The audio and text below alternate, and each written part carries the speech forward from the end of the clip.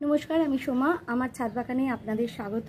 আশা করি সবাই সুস্থ আছেন এবং হাসি আনন্দে আছেন। আজকে যদিও বা প্রচণ্ড গরম, তাও আমার এই ভিডিওটা করা কারণ আজ থেকে আমি একটু একটু করে শীতের বাগানের প্রস্তুতি শুরু করছি। মাটিটা আগে তৈরি করে রেখেছি, সেটাও আপনাদের সাথে শেয়ার করছি। কী কী দিয়ে মাটি তৈরি করেছি সেটাও আপনাদের বলে দিচ্ছি, কিন্তু একটু একটু করে না করলে আর ম্যানেজ করতে পারবো না। একটা বয়সের পরে যদি প্রচণ্ড পরিশ্রম করে কিছু করতে যাওয়া হয় তাহলে অসুস্থ হওয়া ছাড়া আর কোনো উপায় থাকবে না। তাই এবার চেষ্টা করছি একটু আগে থেকে অল্প অল্প করে করতে। নানা কাজের ব্যস্ততার মাঝেও যদি বাগানটাকে সুন্দর করে সাজাতে না পারি, শান্তি হবে না, আরও মানসিকভাবে অসুস্থ হয়ে পড়বো। তাই চেষ্টা করছি অল্প অল্প করে করার। আগে যেমন প্রচণ্ড পরিশ্রম করে বাগান সাজাবার চেষ্টা করতাম, এবার হয়তো আর তা পারবো না। গেছে, এত পরিশ্রম আর পেরে উঠছি না। আর নানা কাজে যেহেতু যুক্ত রয়েছি সেহেতু সময়টাও আর দিতে পারছি না।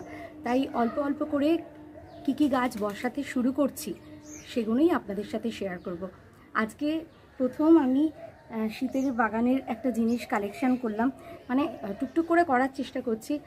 আমি কিছু গ্ল্যাডিওলাসের বাল্ব নিয়ে এলাম শ্রীকান্তদার কাছ থেকে।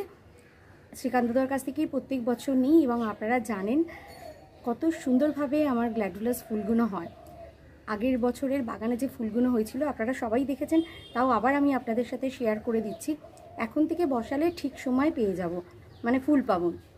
তবে আজকে আমি 10টা বসাবো আর টোটাল এবার 30টা গ্ল্যাডিওলাস বসাবার ইচ্ছা আছে।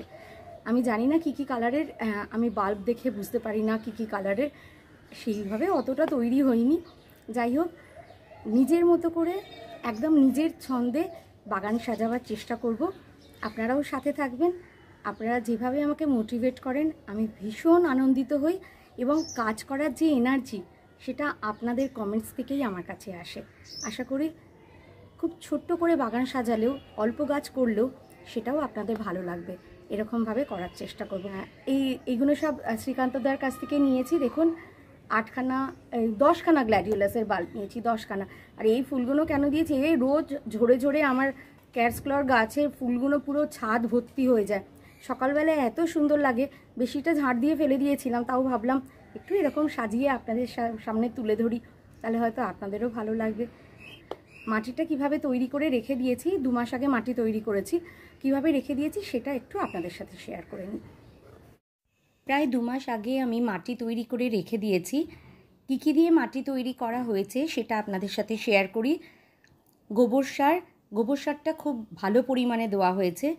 গ্রাউন্ড সয়েল, নিম খোল, বাদাম খোল, ভার্মি কম্পোস্ট, ডিএপি, সর্ষের খোল, পটাশ, আরও যেন 2-3টে কী দেওয়া হয়েছে এই মুহূর্তে মনে পড়ছে না। মাটি তৈরির ভিডিওটা আপনাদের সাথে শেয়ার করব তখন পুরোটাই দেখতে পাবেন। আর কোকোপিট আমি বেশ কিছু ব্লক আনিয়ে রেখেছি। কিছুদিনের মধ্যে কোকোপিটের সঙ্গে এগুলো মেশাবো যাতে মাটিটা কিছুটা হালকা হয়।